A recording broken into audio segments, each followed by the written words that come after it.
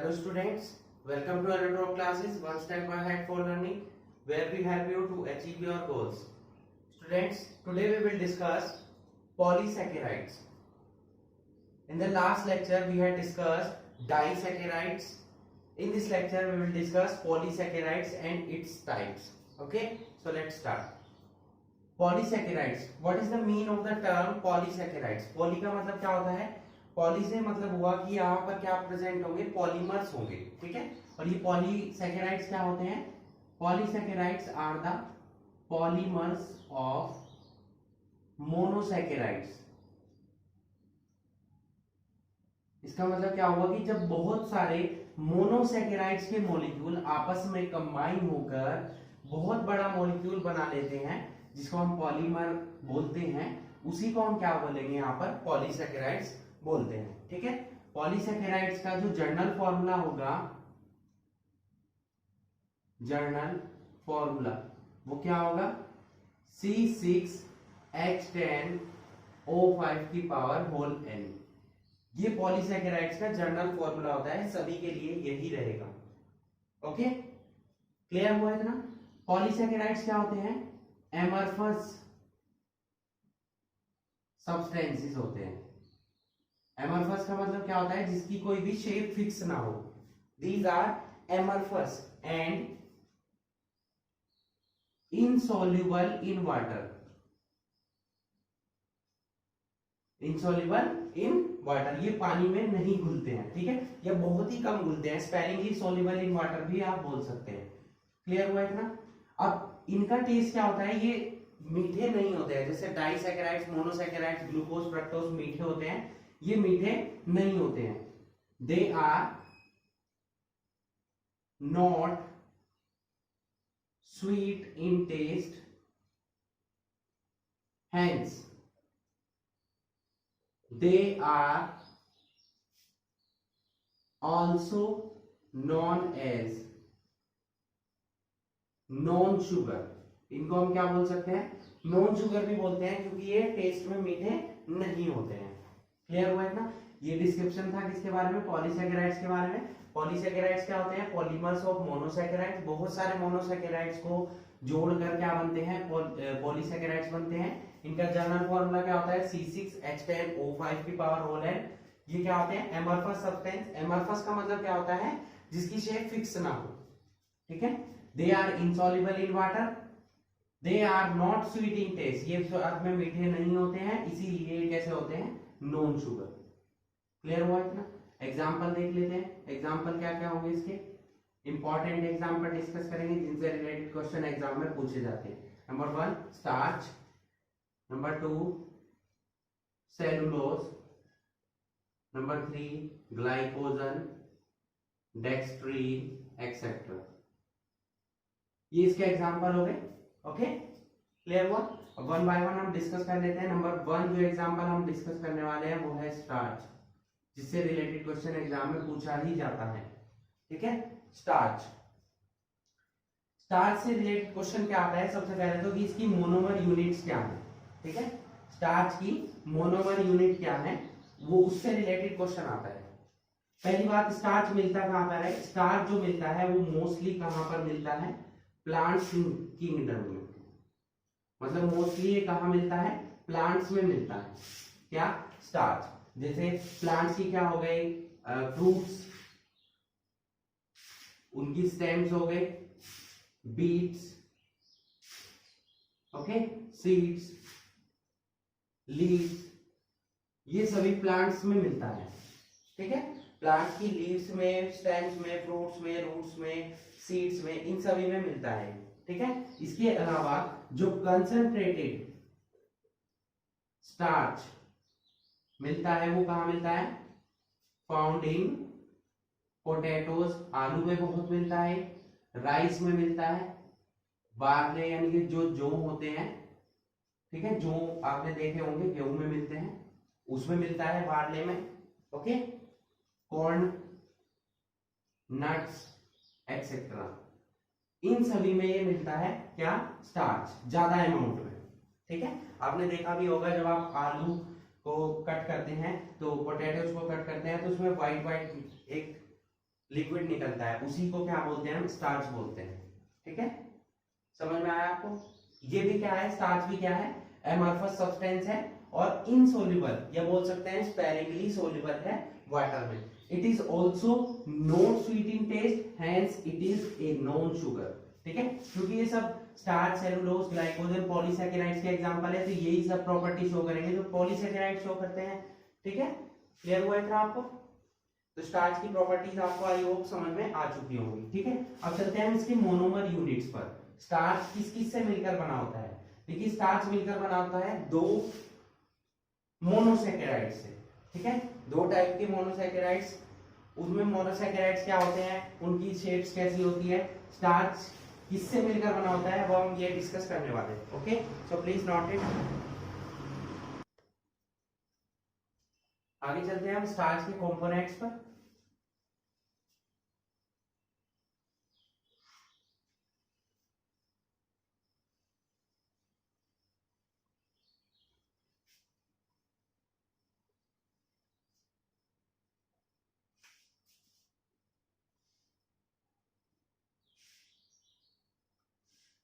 मैंने आपको बताया कि स्टार्च जो है दो टाइप के पॉलीसैकेराइड से मिलकर बना होता है। ठीक है, नंबर 1 क्या होता है, एमाइलोज। नंबर 2 क्या होता है, एमाइलोपेक्टिन। ठीक है, ये दोनों भी क्या है, पॉलीसैकेराइड्स हैं। इन दोनों पॉलीसैकेराइड्स का कॉम्बिनेशन क्या बनाता है, स्टार्च। एमाइलोज उसमें कितना प्रेजेंट होता है, ऑलमोस्ट 20%, और amylopectin 80% of mass. Mass word use कर लेंगे, मास के अकॉर्डिंग क्या है, 20% उसमें एमाइलोज प्रेजेंट होता है और 80% क्या होता है उसमें, एमाइलोपेक्टिन प्रेजेंट होता है। ये कौन सा पार्ट होता है, वाटर सोल्यूबल पार्ट होता है जो पानी में घुल जाता है, और ये क्या होता है, वाटर इनसोल्यूबल पार्ट होता है जो पानी में नहीं घुलता है। ठीक है, दोनों की यूनिट्स पे आ जाते हैं। दोनों ही किससे मिलकर बने होते हैं, इनकी जो मोनोमर यूनिट होती है वो क्या होती है, अल्फा डी ग्लूकोज। मतलब अल्फा डी ग्लूकोज की जो स्ट्रक्चर आपको बताई थी, अल्फा डी ग्लूकोज, बहुत सारे अल्फा डी ग्लूकोज आपस में जुड़कर क्या बना देते हैं, एमाइलोज बनाते हैं और एमाइलोपेक्टिन बनाते हैं, और वो आपस में जुड़कर क्या बनाते हैं, स्टार्च का फॉर्मेशन करते हैं। इतना समझ में आया आपका? अब जो एमाइलोपेक्टिन है इसमें ऑलमोस्ट 60 to 300, मतलब 60 से लेकर 300 alpha D glucose unit present होती है। ठीक है, जिनका मास क्या होता है, 10,000 से लेकर 5 लाख AMU तक होता है मास। ठीक है, इतना क्लियर हुआ? ये अल्फा डी ग्लूकोज किसके थ्रू जुड़ते हैं आपस में, ये जुड़ते हैं आपस में bonding by alpha 1,4 glycosidic bond. ठीक है, ग्लाइकोसिडिक बॉन्ड क्या होता है, जब एक मॉलिक्यूल आपका ग्लूकोज का या किसी भी अदर मोनोसैकेराइड्स का दूसरे मोनोसैकेराइड से अटैच होता है, कार्बन 1 कार्बन 4 से, और वो बॉन्ड कौन सा होता है, ग्लाइकोसिडिक बॉन्ड, या बोलते हैं इथेरियल बॉन्ड, क्योंकि ऑक्सीजन के थ्रू जुड़ते हैं। जैसे ईथर में बीच में ऑक्सीजन प्रेजेंट होती है, सेम वही ऑक्सीजन के थ्रू क्या होता है, ग्लाइकोसिडिक बॉन्ड बनता है, जैसे कि हमने लास्ट लेक्चर में पढ़ा हुआ है। उन बॉन्ड्स के थ्रू 1,4 ग्लाइकोसिडिक बॉन्ड्स के थ्रू ही आपके जो मोनोसैकेराइड्स हैं वो आपस में बॉन्डिंग करते हैं, क्या बनाते हैं, polysaccharides of amylose and amylopectin. ये दोनों आपस में बॉन्डिंग करते हैं और क्या बना देते हैं, स्टार्च का फॉर्मेशन करते हैं। क्लियर हुआ इतना आपको? ठीक है, सेम यहां पर भी क्या होगा, एमाइलोपेक्टिन में भी क्या होगा, अल्फा डी ग्लूकोज यूनिट ही प्रेजेंट होंगी, बट यहां पर क्या होगा, रिपीटेशन होगा। यहां पर क्या हो जाएगा, रिपीटेशन हो जाएगा अल्फा डी ग्लूकोज यूनिट्स का। ठीक है, मतलब यहां प्रेजेंट क्या होगा, large number of short chains large number of short chains containing, इसमें चेन की फॉर्म में मिलेगा, कंटेनिंग 20 to 25 ग्लूकोज यूनिट्स, मतलब इसमें चेन्स बनेगी और एक चेन में कम से कम 20 से 25 ग्लूकोज यूनिट प्रेजेंट होंगी। किसकी? अल्फा डी ग्लूकोज की, बीटा डी ग्लूकोज की नहीं, किसकी होंगी? अल्फा डी ग्लूकोज की यूनिट प्रेजेंट होगी। इसका मास भी क्या होगा? ज्यादा होगा। इसमें बॉन्डिंग क्या हो जाएगी? इसमें जो आपस में चेन बनेगी, चेन किसके थ्रू बनेगी? अल्फा 1,4 ग्लाइकोसिडिक बॉन्ड के थ्रू। और ये चेन, वन चेन, जो ये चेन बनेंगी, ये चेन एक दूसरे से कोरिलेट करेंगी, किसके थ्रू? अल्फा 1,6 ग्लाइकोसिडिक लिंकेज के थ्रू। यहां आपको ध्यान रखना है कि क्या समझाने की कोशिश की जा रही है आपको कि ग्लूकोज, देखिए यहां पर भी एमाइलोज में भी अल्फा डी ग्लूकोज ही जुड़ेंगे आपस में 60 से 300 यूनिट। यहां क्या हो रहा है? यहां चेन बन रही है, छोटी छोटी चेन बनेगी जिनमें एक चेन में कम से कम 20 से 25 ग्लूकोज यूनिट होंगी। वो चेन दूसरी चेन से बॉन्डिंग करेगी, दूसरी तीसरी से करेगी, ठीक है। तो चेन का फॉर्मेशन कैसे होगा? वही अल्फा 1,4 ग्लाइकोसिडिक लिंकेज के थ्रू, और वो चेन, एक चेन दूसरी चेन से जुड़ेगी, एक चेन, ये चेन है आपकी, ठीक है, और ये दूसरी चेन से कोरिलेट कर रही है। तो यहां पर जो बॉन्ड बनेगा वो बनेगा अल्फा 1,6 ग्लाइकोसिडिक बॉन्ड। अभी हम बॉन्ड्स कैसे बनेंगे, दोनों के बॉन्ड सीखेंगे। पहले हम एमाइलोज के बारे में सीखेंगे, फिर हम सीखेंगे एमाइलोपेक्टिन के बारे में, ठीक है। क्लियर हुआ इतना? चलिए, एमाइलोज और एमाइलोपेक्टिन के बारे में समझेंगे। ये जो स्टार्च है, स्टार्च कैसी है? नॉन रेड्यूसिंग शुगर है, या कार्बोहाइड्रेट्स बोल सकते हैं, शुगर तो नहीं बोलेंगे क्योंकि ये नॉन शुगर है, ठीक है। नॉन रेड्यूसिंग है, क्या मतलब हुआ इसका? कि ये इट डज नॉट रेड्यूस, किसको रेड्यूस नहीं करती है? टॉलेंस रिएजेंट, ना तो ये टॉलेंस रिएजेंट को क्या करती है? रेड्यूस करती है, और ना ही किसको रेड्यूस करती है? फेलिंग सॉल्यूशन को, ठीक है। और स्टार्च क्या है? ये स्टार्च आयोडीन के साथ, आयोडीन के साथ कैसा कलर देती है? Blue colour. ये आपको याद रखना है, ठीक है, एक्स्ट्रा फैक्ट में। बाकी ये सब क्वेश्चंस आपको लर्न करने हैं, जो कि आपको समझाया गया है। इसकी मोनोमर यूनिट क्या है ये आपको याद रखना है। स्टार्च किससे मिलकर बना होता है? जितनी भी यूनिट्स होंगी वो किसकी होगी? अल्फा डी ग्लूकोज की होंगी। क्लियर हुआ इतना? नोट कर लीजिए। नेक्स्ट चलते हैं हम किसके बारे में?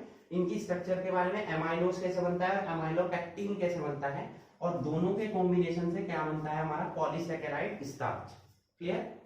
तो प्लीज नोट इट।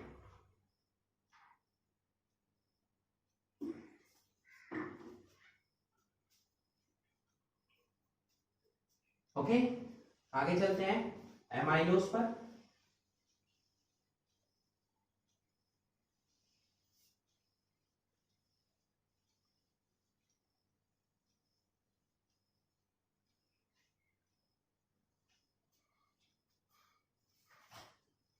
अब देखिए, मैंने आपको क्या बताया? अल्फा डी ग्लूकोज इसकी मोनोमर यूनिट है। तो अल्फा डी ग्लूकोज को हम जोड़ना स्टार्ट करते हैं। जैसे अल्फा डी ग्लूकोज की स्ट्रक्चर बनाएंगे, ये बनानी आपको सिखाई हुई है,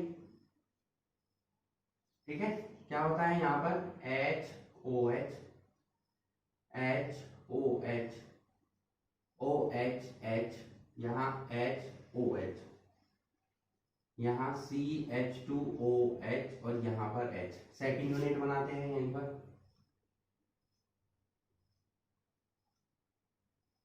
HOH। प्रैक्टिस कीजिए इनकी, बहुत ही स्पीड से आप बना सकते हैं। मैंने आपको ट्रिक्स भी बताई हुई हैं इनकी, कि कैसे आप ट्रिक के थ्रू याद रख सकते हैं कि अल्फा डी ग्लूकोज कैसे बनना है, बीटा डी ग्लूकोज कैसे बनना है। लास्ट लेक्चर आपने आई होप सभी ने देखा हुआ होगा, तो आपको ये इजीली क्लियर हो जाएगा कि कैसे बना सकते हैं अल्फा डी ग्लूकोज।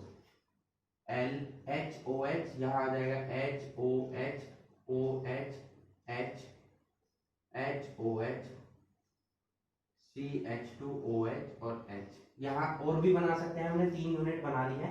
तीनों यूनिट किसकी है? अल्फा डी ग्लूकोज की।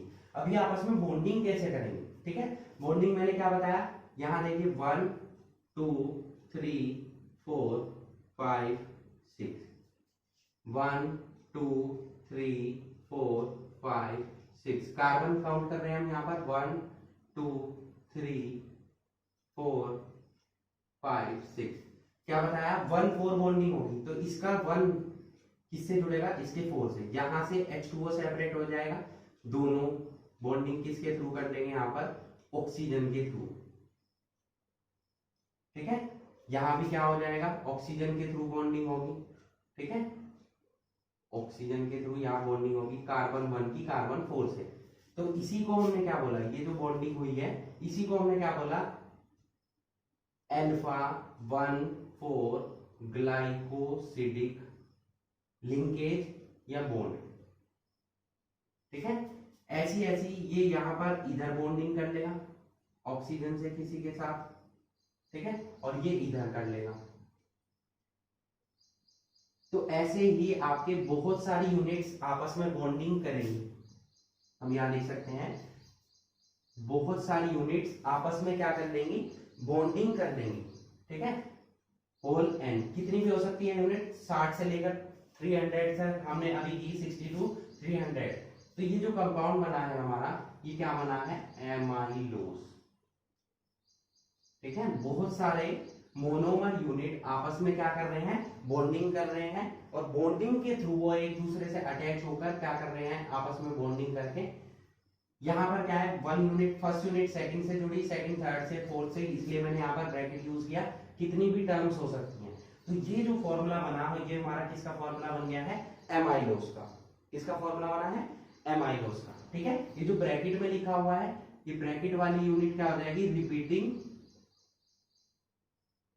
यूनिट। ठीक है, या रिपीटिंग मोनोमर बोल सकते हैं, यूनिट ना बोलकर आप मोनोमर भी वर्ड यूज कर सकते हैं। ये बार बार रिपीट हो रहा है, रिपीटेशन। मोनोमर यूनिट है कौन सी? Alpha D glucose. ठीक है, अल्फा डी ग्लूकोज ही तो है ये किसका फॉर्मूला है? अल्फा डी ग्लूकोज का। Alpha D glucose, alpha D glucose, इसीलिए बॉन्ड का नेम भी क्या है? अल्फा 1,4 क्या शो करता है कि कार्बन 1 कार्बन 4 से अटैच हुआ है। ये स्ट्रक्चर बन गई हमारी एमाइलोज की। ठीक है, इसी में थोड़ा सा एडिशन हो जाएगा तो हमारी स्ट्रक्चर बन जाएगी किसकी? एमाइलोपेक्टिन की। ठीक है, मैंने आपको क्या बताया? मास के अकॉर्डिंग टू मास 20% आपका क्या प्रेजेंट होता है इसमें? एमाइलोज, और रेस्ट 80% क्या होता है इसमें? एमाइलोपेक्टिन। एमाइलोपेक्टिन मैंने आपको बताया कि यूनिट्स क्या होंगी उसकी? बहुत सारी यूनिट्स होंगी, मतलब वो चेन की फॉर्म में मिलेगा। 20 से 25 एक जगह जुड़ गए, 20 से 25 एक जगह जुड़ गए, और वो आपस में बॉन्डिंग कर लेंगे किसके थ्रू? अल्फा 1,6 ग्लाइकोसिडिक बॉन्डेज के थ्रू। ठीक है, अब वो 1,6 का बॉन्ड का फॉर्मेशन कैसे होगा वो भी हम देख लेते हैं। ठीक है, यहां हम स्ट्रक्चर ड्रॉ कर रहे हैं।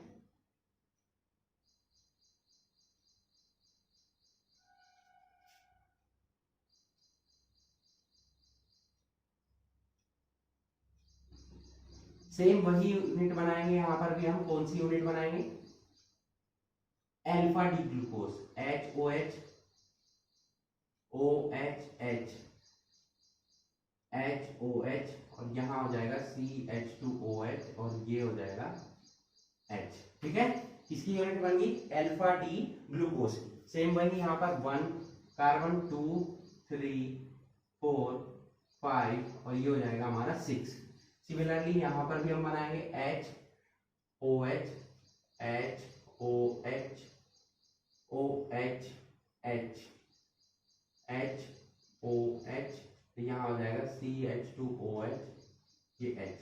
नंबरिंग वही 1 2 3 4 5 6। ठीक है, यहां लिख लेते हैं। ओके, अब यहां पर पहले तो बॉन्डिंग होगी किसकी? 1,4 ग्लाइकोसिडिक बॉन्ड की, सिमिलरली जैसे नीचे हुई। ठीक है, ये बॉन्डिंग हमने यहां पर कर दी। ये क्या है? अल्फा 1,4 ग्लाइकोसिडिक बॉन्ड, या लिंकेज, ठीक है। ये तो हुआ, और ये ही रिपीट होगी बार बार यूनिट, जैसे कि नीचे हुई, ये इधर बॉन्डिंग कर लेगा किसी अदर यूनिट से, और इसकी पावर क्या हो जाएगी, होल एन हो जाएगी, ठीक है। इसकी पावर क्या आ जाएगी, होल एन, ठीक है। अब ये यूनिट 20 से 25 यूनिट यहां बन गई, 20 से 25 यूनिट यहां बन गई। अब ये दोनों किसके थ्रू बॉन्डिंग करेंगे, 1,6 बॉन्ड के थ्रू। कैसे, अब ये जो बॉन्डिंग हुई है यहां से क्या हो जाएगा, OH सेपरेट हो जाएगा CH2, ठीक है। यहां से क्या होगा, देखिए ये हाइड्रोजन और ये OH वाटर के फॉर्म में सेपरेट हो गया। अब बचा क्या, ये दोनों बॉन्डिंग किसके थ्रू कर लेंगे, ऑक्सीजन के। तो यहां बॉन्डिंग कैसे आ जाएगी, देखिए यहाँ इसको सेपरेट कर देंगे हम, और क्या बॉन्डिंग शो करेंगे, यहाँ ऑक्सीजन के थ्रू ये इससे अटैच हो जाएगा। तो ये देखिए कार्बन 1 किससे अटैच हुआ, कार्बन 6 से। तो ये जो बॉन्डिंग बनी है ये कौन सी बॉन्डिंग है, अल्फा 1,6 ग्लाइकोसिडिक लिंकेज। अगर आप नीचे वाला पार्ट देख रहे हैं, केवल और केवल नीचे वाला पार्ट, तो ये बनेगा, ये जो फॉर्मूला है ये सब फॉर्मूला किसका है, एमाइलोज का। और अगर आप ओवरऑल देख रहे हैं दोनों का मिक्सचर जो होगा ये किसका कॉम्बिनेशन होगा, एमाइलोपेक्टिन का। ये ओवरऑल फॉर्मूला किसका बन गया है, एमाइलोपेक्टिन, ठीक है। दोनों मैंने यही ड्रॉ कर दिया, आप ध्यान रखेंगे। नीचे वाला जो पार्ट है, अगर आपसे केवल और केवल एग्जाम में एमाइलोज की स्ट्रक्चर पूछी जाए तो आप नीचे वाला पार्ट ड्रॉ करेंगे। अगर पूछी जाए एमाइलोपेक्टिन की तो ओवरऑल ये पूरा पार्ट आपको क्या करना पड़ेगा, ड्रॉ करना पड़ेगा, ठीक है। ये किसकी स्ट्रक्चर हुई, स्ट्रक्चर ऑफ एमाइलोपेक्टिन। बहुत ही इजी है, आपको थोड़ा देखने में टिपिकल लग रहा होगा, बट क्या करना है, बस आपको क्या करना है, अल्फा डी ग्लूकोज यूनिट को अटैच करना है 1,4 बॉन्डिंग के थ्रू एमाइलोज में, और एमाइलोपेक्टिन में क्या करना है, पहले अल्फा डी ग्लूकोज यूनिट को 1,4 बॉन्डिंग के थ्रू ही अटैच करना है जैसे एमाइलोज में किया। उसके बाद क्या करना है, एक यूनिट को दूसरी यूनिट से 1,6 बॉन्ड के थ्रू जोड़ देना है। क्योंकि मैंने आपको सिखाया कि एमाइलोपेक्टिन में क्या होगा, 20 से 25 यूनिट एक अलग अलग चेन्स की फॉर्म में बनेगी, एक चेन में 20 से 25 यूनिट जुड़ेंगी और वो एक दूसरे से अटैच हो जाएंगी 1,6 ग्लाइकोसिडिक बॉन्ड के थ्रू, जैसे कि यहाँ आपने देखा, ठीक है। तो स्ट्रक्चर बन गई हमारी किसकी, एमाइलोपेक्टिन की। एक बात और ध्यान रखेंगे, क्योंकि जो स्टार्च है वो किससे मिलकर बना है, अल्फा डी ग्लूकोज से। तो जिससे मिलकर बना होता है हाइड्रोलिसिस पर वही यूनिट देता है। जैसे हम स्टार्च का हाइड्रोलिसिस कराएंगे तो हमें कौन सी यूनिट मिलेगी, केवल और केवल अल्फा डी ग्लूकोज, ना कि बीटा डी ग्लूकोज। क्योंकि ये अल्फा डी ग्लूकोज से मिलकर बना है, इसीलिए ये हाइड्रोलिसिस के बाद केवल और केवल क्या देगा, अल्फा डी ग्लूकोज देगा, बीटा डी ग्लूकोज नहीं देगा। ये आपको याद रखना है, क्योंकि एग्जाम में क्वेश्चन पूछ लिया जाता है। क्वेश्चन क्या आता है, what are the monomer units of starch, तो आप क्या बताएंगे, मोनोमर यूनिट क्या है, अल्फा डी ग्लूकोज, इससे बना है। और जो पॉलीसेकेराइड्स है किससे मिलकर बना है, ये एमाइलोज से और एमाइलोपेक्टिन से। तो हाइड्रोलिसिस के बाद भी ये क्या देंगे, अल्फा डी ग्लूकोज ही देंगे। What is the component which give starch on hydrolysis, तो हाइड्रोलिसिस के बाद ये क्या देंगे आपको, अल्फा डी ग्लूकोज। ये आपका 1 मार्क में क्वेश्चन पूछा गया है एग्जाम में, ठीक है। तो आई होप आपको क्लियर हो चुका होगा स्टार्च, क्लियर। अब सेकंड पर चलते हैं, हमारे जो सेकंड टर्म है वो क्या होती है, ग्लाइकोजन, ठीक है। सेकंड एग्जांपल देख लेते हैं, क्या होगा, glycogen, okay. So please note it.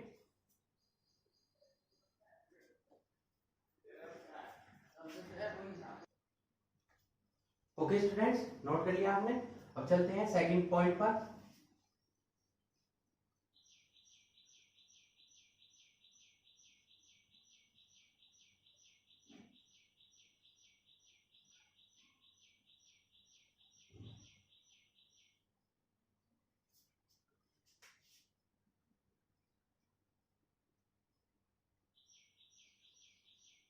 Second जो एग्जांपल है हमारा वो है ग्लाइकोजन।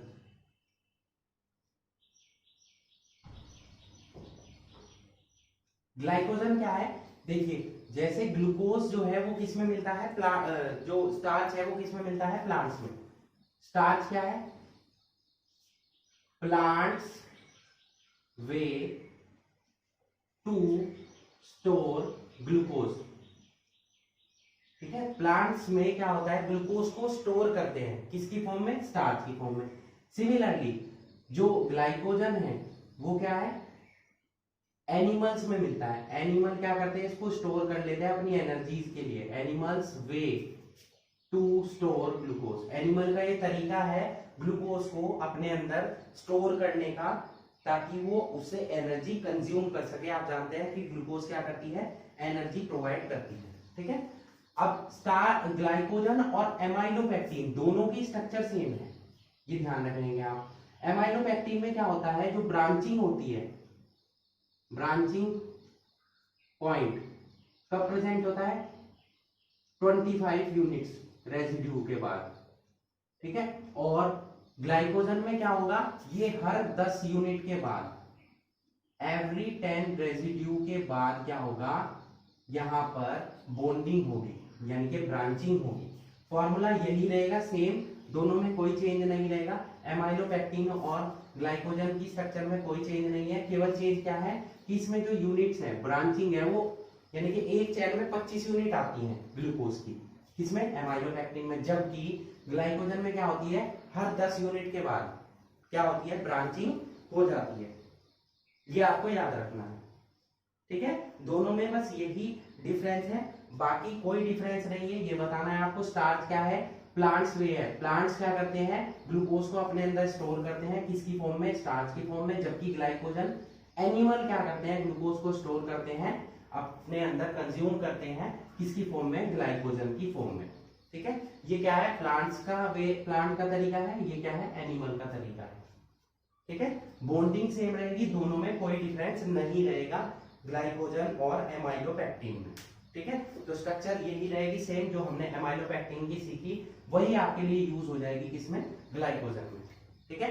ये हमारा सेकंड एग्जांपल था पॉलीसेकेराइड का, हमने स्टार्च डिस्कस किया, ग्लाइकोजन डिस्कस किया। नेक्स्ट हम डिस्कस करने वाले हैं cellulose. So please note it, क्योंकि आपने ये नोट कर चुके होंगे, ठीक है, पहले ही। तो यहां पर केवल आपको ये नोट करना है कि ग्लाइकोजन और स्टार्च में क्या डिफरेंस है, ओके। नेक्स्ट चलते हैं थर्ड एग्जांपल पर।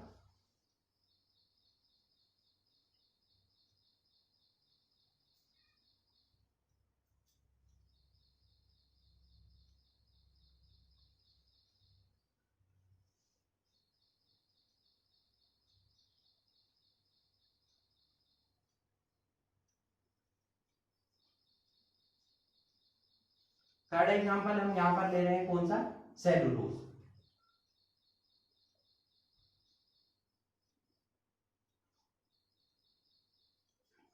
ठीक है। सेलुलोज क्या होता है, किससे मिलकर बना होता है, सेलुलोज की मोनोमर यूनिट क्या होती है, किससे मिलकर बना होता है, बीटा डी ग्लूकोज यूनिट, ठीक है। अभी तक आपने क्या पढ़ा, स्टार्च पढ़ा था, ग्लाइकोजन पढ़ा है, दोनों किससे मिलकर बने हैं, अल्फा डी ग्लूकोज से। जबकि सेलुलोज किससे मिलकर बना होता है, बीटा डी ग्लूकोज से। तो इनमें बॉन्डिंग क्या हो जाएगी, बॉन्डिंग हो जाएगी बीटा 1,4 ग्लाइकोसिडिक लिंकेज। क्योंकि यहाँ पर बीटा यूनिट यूज हो रही है, तो बॉन्डिंग भी क्या हो जाएगी, बीटा हो जाएगी, 1,4 ग्लाइकोसिडिक बॉन्ड के थ्रू ये आपस में जुड़ जाएंगे, ठीक है। इनमें लगभग 300 से 2500 तक ग्लूकोज यूनिट आपस में क्या होती है, बॉन्डिंग करते हैं, ठीक है। लगभग 300 से 2500 ग्लूकोज यूनिट आपस में क्या करती है, बॉन्डिंग करती है। इनका मास किसके बीच में लाई करता है, 50,000 से लेकर 5 लाख AMU, ठीक है, इनके बीच में लाई करेगा इसका मास। आप देखिए कि इनका मास कितना ज्यादा होता है, ठीक है। ये भी सेम, क्योंकि ये पॉलीसेकेराइड का एग्जांपल है, तो ये इनसॉल्युबल है वाटर में, इनसॉल्युबल इन वाटर, ठीक है। नॉन रिड्यूसिंग शुगर है, मतलब ये टॉलरेंस रिएजेंट और फिलिंग सॉल्यूशन को रिड्यूस नहीं करते हैं। ना ही हमारा स्टार्च करता है, ना ही ग्लाइकोजन करता है, ना ही सेलुलोज करता है। इनमें से कोई भी क्या करेगा, नॉन रेड्यूसिंग शुगर है, क्योंकि सभी नॉन रेड्यूसिंग शुगर है तो ना इनमें से कोई भी क्या करेगा, टॉलरेंस रिएजेंट और फेलिंग सॉल्यूशन को रिड्यूस नहीं करेगा। क्लियर। अब देखिए, क्योंकि ये किससे मिलकर बने हैं, बीटा डी ग्लूकोज से, तो जब इनका सेलुलोज का हम हाइड्रोलिसिस कराएंगे तो हमें यूनिट्स क्या मिलेंगी, बीटा डी ग्लूकोज। जैसे स्टार्च में क्या मिल रही थी, अल्फा डी ग्लूकोज, ऐसे ही सेलुलोज में क्या मिलेगा, बीटा डी ग्लूकोज मिलेगा। ठीक है। जो रूमिनेंट एनिमल्स होते हैं, रूमिनेंट एनिमल समझते होंगे आप, जो जुगाली करने वाले पशु होते हैं, जैसे कि काऊ, गोट, बफेलो, ठीक है, एक्सेट्रा, ये सभी क्या करते हैं, सेलुलोज कंटेन करते हैं।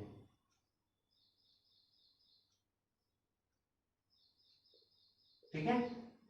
क्यों, क्योंकि इनके जो आपका अपेंडिक्स होता है, ठीक है, सेलुलोज उसमें प्रेजेंट होता है, किसके, रूमिनेंट एनिमल्स के अपेंडिक्स में एक एंजाइम प्रेजेंट होता है, कौन सा, सेलुलेज।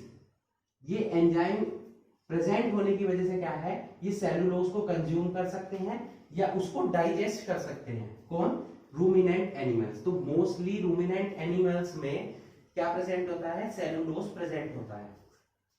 क्लियर हुआ इतना। सेलुलोज कहां पर यूज होता है, used in manufacturing of rayon and gun cotton. Rayon और गन कॉटन की मैन्युफैक्चरिंग में ये यूज होता है। रेयोन में जब ये मिलता है तो किसकी फॉर्म में मिलता है, सेलुलोज एसीटेट की फॉर्म में, किसमें, रेयोन में। और गन कॉटन में ये मिलता है सेलुलोज नाइट्रेट की फॉर्म में। ये आपको याद रखना है। ठीक है, क्लियर हुआ इतना। अब आ जाते हैं इनकी स्ट्रक्चर पर। ये तो बेसिक इंफॉर्मेशन थी सब सेलुलोज के बारे में, मैं फिर से रिपीट कर देता हूं। सेलुलोज की मोनोमर यूनिट क्या होती है, बीटा डी ग्लूकोज। इनमें बॉन्डिंग क्या होगी, बीटा 1,4 ग्लाइकोसिडिक लिंकेज। लगभग 300 से 2500 ग्लूकोज यूनिट आपस में बॉन्डिंग करती है सेलुलोज बनाने के लिए। इनका मास होता है 50,000 से 5 लाख AMU के बीच में। ठीक है, ये मिलते क्या इसमें है, रूमिनेंट एनिमल, जितने भी जुगाली करने वाले पशु होते हैं जैसे कि काऊ, गोट, बफेलो एक्सेट्रा, इनके जो अपेंडिक्स है उनमें सेलुलेज एंजाइम प्रेजेंट होने की वजह से ये सेलुलोज को कंज्यूम करते हैं, उसको डाइजेस्ट कर सकते हैं। ठीक है, cellulose insoluble in water compound है, वो पानी में नहीं घुलता है, नॉन रिड्यूसिंग शुगर है क्योंकि वो टॉलरेंस रिएजेंट और फेलिंग सॉल्यूशन को रिड्यूस नहीं कर पाता है। कहाँ यूज होता है, रेयोन गन कॉटन बनाने में यूज होता है। रेयोन में मिलता है सेलुलोज एसीटेट की फॉर्म में, जबकि गन कॉटन में मिलता है सेलुलोज नाइट्रेट की फॉर्म में। ठीक है, ये सभी बेसिक इंफॉर्मेशन थी किसके बारे में, सेलुलोज के। अब आ जाते हैं इसकी स्ट्रक्चर पर। तो स्ट्रक्चर में क्या चेंज होगा, स्ट्रक्चर में अल्फा डी ग्लूकोज की जगह हमें क्या यूज करना है, बीटा डी ग्लूकोज यूज करना है। अब अल्फा बीटा कैसे चेंज होता है, ये जो हाइड्रोजन है ये नीचे आ जाएगा, बस दोनों में कोई डिफरेंस नहीं रहेगा। ठीक है, यहां पर हाइड्रोजन नीचे आ जाएगा। ठीक है, इसका हाइड्रोजन ऊपर ही रहेगा, एक यूनिट जो कार्बन 1 वाला है वो नीचे आ जाएगा क्योंकि OH ऊपर प्रेजेंट होता है। यहां पर ये चेंज हो जाएगा बीटा 1,4 ग्लाइकोसिडिक लिंकेज में। फिर जो नेक्स्ट की कार्बन 1 वाला जो चेंज होगा, ठीक है, 1 वाला जो ये है ये फिर नीचे आ जाएगा। सिमिलरली यहां पर भी ये कार्बन 1 वाला हाइड्रोजन नीचे आ जाएगा, और कोई डिफरेंस नहीं रहेगा। ये जुड़ते चले जाएंगे आपस में और किसका फॉर्मेशन हो जाएगा, सेलुलोज का। ये हमारी स्ट्रक्चर हो गई सेलुलोज की। ठीक है, अल्फा को हमने केवल और केवल किसमें चेंज कर दिया, बीटा डी ग्लूकोज में, बाकी कोई चेंज नहीं रहेगा। चेंजिंग कहां पर होगी, कार्बन 1 पर, ये आप याद रखेंगे, कार्बन 1 पर होगी, कार्बन 1 पर होगी, और कहीं नहीं होगी। ठीक है, कभी आप 4 भी चेंज कर दे गलत हो जाएगा, क्योंकि चेंज अल्फा और बीटा में डिफरेंस कहां रहता है, कार्बन 1 पर रहता है, बस H और OH।